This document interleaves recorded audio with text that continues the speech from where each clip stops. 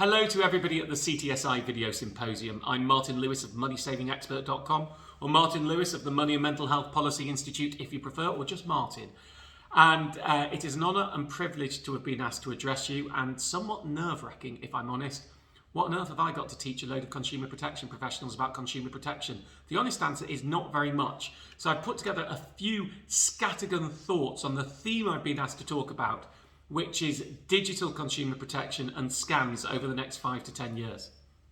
Now, many of you will know that this has been a big issue for me. I was sucked into it, if you like, because the worst piece of flattery I've ever had is that my name and face is good for scammers. My click-through rate for scams helps.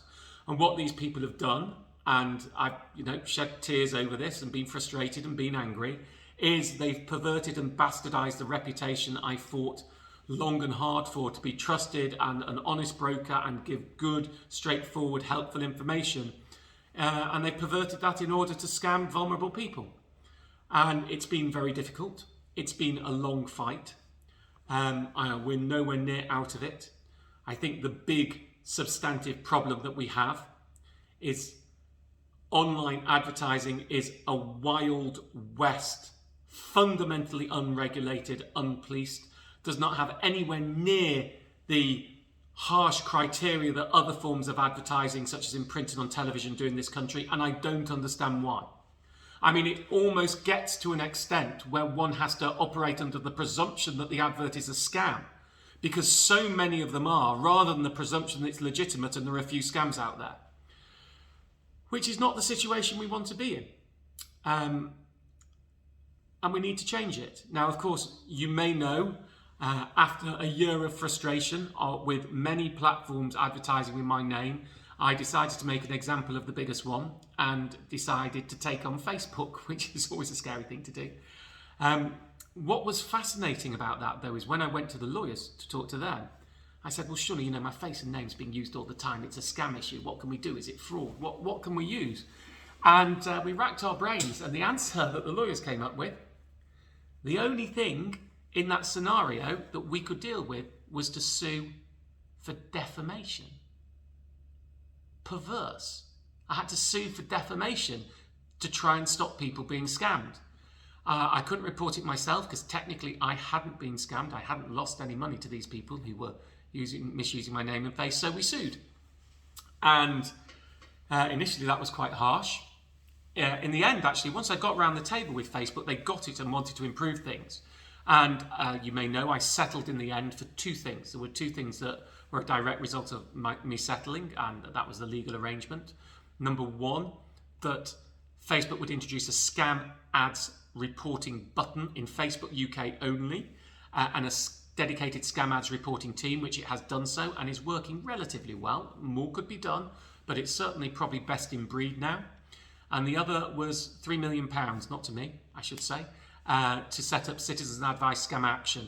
That was sort of my idea, to try and help the people who've been scammed, to give one-on-one help when necessary to people who were worried about scams. Almost we're never going to get them to return the cash for people who've been scammed, but at least to contribute towards it.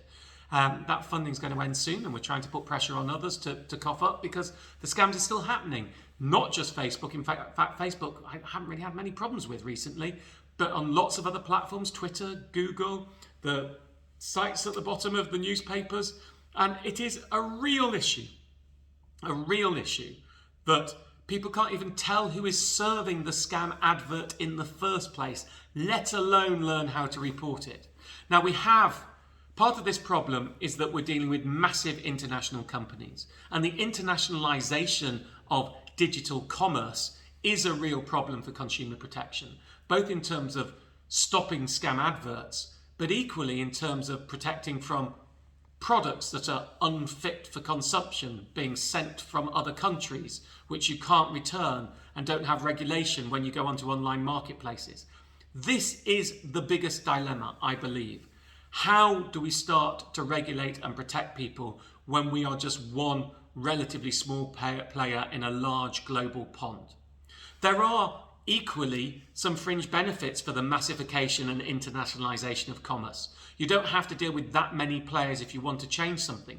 My dream is all of them use the same scam ads button, literally the same one, the same logo, the same icon that's everywhere. You press a button, it always works in the same way, so we can educate people how to deal with it. There's a centralized database of cooperation, so we can start to block the same people from all the main platforms. That is a plausible possibility. I was even in discussions over it before COVID hit, but of course that, as with many things, has put a stop to lots going on. So while the internationalization is a problem, it does, because of the concertinaing of the number of companies involved, also present some opportunities. But equally, I think perhaps the biggest problem here is a lack of regulation and a lack of political will to change this. When I was dealing with these issues, at the same time, Westminster was very worked up, foaming at the mouth about the threats to our democracy because of political bad actors advertising, trying to get misleading information out there. And they're right. That is a really big problem that needs to be addressed. My frustration comes from the fact that that virtually wiped out most of the consideration of how do we deal with the same thing, which is far more prosaic, real individuals being hurt by scams. That hits not just their finances and can destroy retirements, but their sense of self, their well-being. If you take someone's money away from them and they realise they've let themselves and their family down and ruined their lives, and then because of what they say, not me, these scams are sophisticated, it's not stupid people who fall for them, I've been stupid, then that's hugely destructive for people's state of mental health. And as an aside, with the Money and Mental Health Policy Institute, we're currently in the midst of a paper researching exactly the impact of scams on those vulnerable people with mental health issues. And the initial research is it's, well, unsurprisingly, bigger, harder to deal with, and more of an impact. So the paper will be setting that out in the next few months, I hope. That's direct from MMHPI. So yeah, politicians haven't focused on it enough. And that is a real problem. Even in the Digital Harms Act, scams and financial scams aren't mentioned. That's very frustrating when we've been lobbying on it. So I was also asked what I think could change this. Well, a lot of work needs to be done. A focus on it, an understanding that while I know there's been a push during COVID about COVID scams, scams aren't just for COVID, they're for life. And we need to start regulating and policing it properly. And one of the things that will help, which I suspect I won't get many arguments out amongst the listeners and viewers of this, is I think we need to fund our consumer protection organisations better. We need to fund our police better for dealing with it. Frankly, most fraud goes undealt with, and fraud is the biggest crime in this country. And that's a terrible problem, because that means there's no deterrence from other fraudsters and scammers from doing it again. We have to crack down on this. The cost to the economy and well-being is too big and too high. But I suspect I'm preaching to the choir here. I guess you're all there. I know working hard. I know underfunded and under-resourced and probably demoralised too. You probably don't get told enough that the work you do is hugely appreciated, and that those of us who do follow the work that's going on there know that people in trading standards and other consumer protection organisations really do help people, really do protect people, and in some cases probably save some lives, which may sound a little bit far-fetched.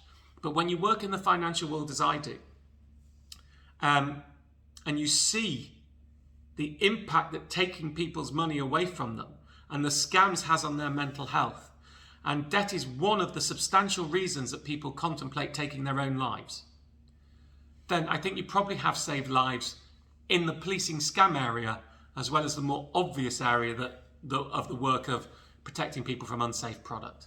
So a thank you from me. Thank you very much for inviting me. Sorry I can't be there in person. It's a bit of a strange thing to say because you're not there in person either. None of us are there in person at the moment.